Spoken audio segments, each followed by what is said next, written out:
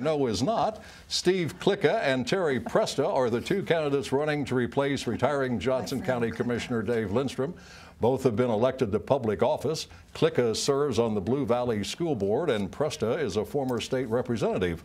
One key area of disagreement between the two involves public transportation. Yale, you follow this closely. What's the difference between these guys? Steve Klika knows something about it and Terry Presta doesn't. No, this campaign is one of those things where you basically have Steve Klika, a long time, Johnson County, worked on the transit issue, but also has been the Blue Valley Board of Education. In other words, he's kind of like in that moderate wheelhouse that Johnson County used to love. And Terry Presta, whom I've talked to, is a former state rep from Garden City.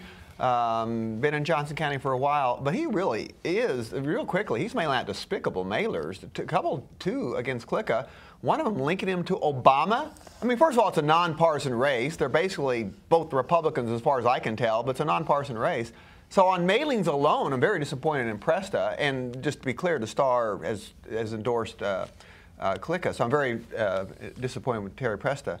So in that race, I think Klika is the obvious choice. Now you have the second one too, right? Steve, the other race. But let me ask you about Presta, because I believe you wrote in one of your articles about the race that Presta is very concerned about working across county and state lines. Doesn't want to work with Jackson County or Kansas City, Missouri. Well, actually, that's one of the things he claims that Klika wants to do, which is kind of like, well, that may play well with the really conservative Johnson County crowd, and I understand why Terry's saying that.